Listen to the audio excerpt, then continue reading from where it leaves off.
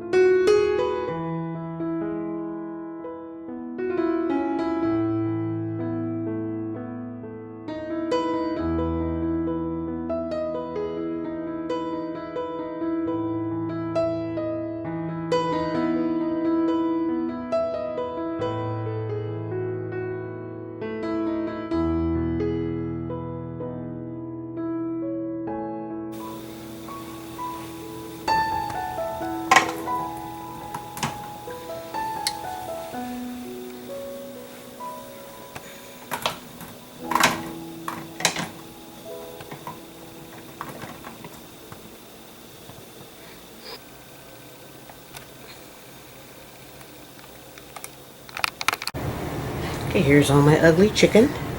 I've canned 7 jars, but I opened one up for Sophie today for her lunch. And here's my chicken. And as you can see, it has plenty of juice in it, which I'm happy about. Looks good.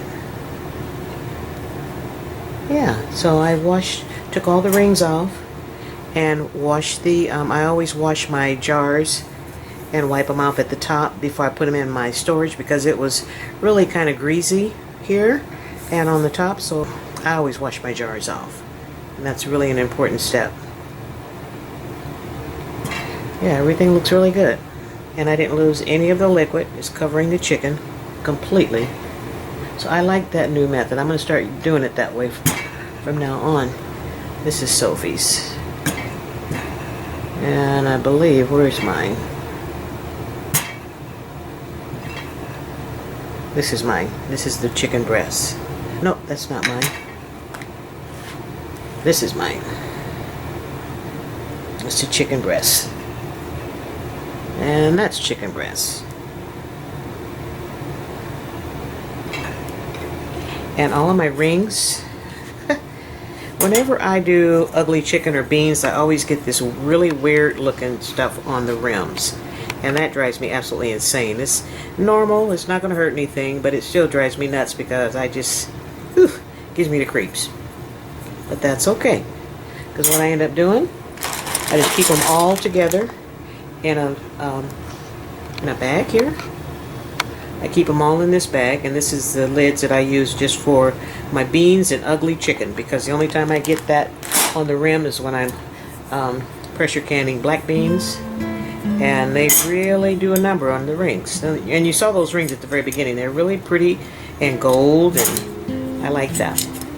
But now, they have been christened with ugly chicken. So there they are.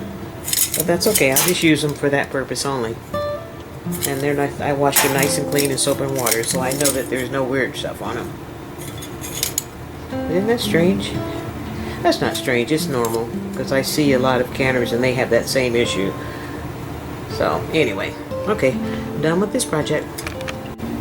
Okay, I went back and marked my 2 jars with the chicken breast on it so I know which one they are. And I'm going to put those in my shelf, on my side, and these 4 are going on Sophie's side.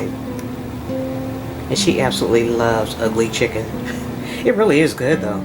It's very, very tasty. And we're done. And if you are new to my channel, thank you so much for stopping by and spending a few minutes of your time with me today. And if you enjoyed my video, please consider joining the family and hit that subscribe button and that notification bell. That way you'll be notified each and every time I upload a new video. And give this video a big thumbs up. That way you can let YouTube know that you enjoyed my content. So you guys, be blessed, keep God first, can you some ugly chicken, stay safe, and I will see you again soon.